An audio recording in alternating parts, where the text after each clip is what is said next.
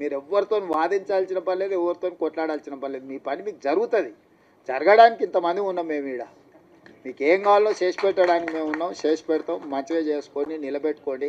పిల్లల్ని మంచిగా కోచింగ్ సెంటర్లకు పంపించుర్రి, ప్రిపేర్ చేయండి, పాస్ చేయించుండ్రి. వాళ్ళకి ఎడ్యుకేషన్కి ఏం కావాలనో, వాళ్ళ కోచింగ్లకు ఏం కావాలనో కూడా ఫర్దర్గా చేద్దాం. ఎందుకంటే ఇప్పుడు వరుసగా నోటిఫికేషన్లు వస్తాయి. ఈ నోటిఫికేషన్లో పిల్లలు సెలెక్ట్ కాకపోతే మనం ఇచ్చిన ప్రయత్నం అంత ఏంది? బ్యాక్లాగ్ పోస్టులు ఎందుకు ఉండాలి? పిల్లల్ని చదివించురు, వాళ్ళ చదువులకు కావాల్సిన, వాళ్ళ కోచింగ్లకు కావాల్సిన ఏమున్నాయి, ఫారెన్ పంపించడానికి స్కాలర్షిప్లు ఉన్నాయి, అన్నీ ఇస్తా. పిల్లల్ని పంపించురు, బయటికి పంపించరు. ఎంతసేపు మన ఊర్లోనే మనం ఉండి, మన ఇళ్ళలోనే మనం ఉండి, మన దగ్గరనే ఉండి, ఇక్కడనే మనం ఇందులోనే ఇది చేయకంటే కొంతమంది చదువుకున్న వాళ్ళు చిన్న బయటకు పోతుంటే వాడు పెద్దోడు అవుతాడు, ఎదుగుతాడు, సమాజానికి ఉపయోగపడతాడు. వాడిని చూసి ఇంకో నలుగురు తయారవుతారు. అరే మావాడు అమెరికాకు పోయి మేము కూడా పోతుంటాం, వాడు పోయినోడు నలుగురిని తీసుకుపోతాడు.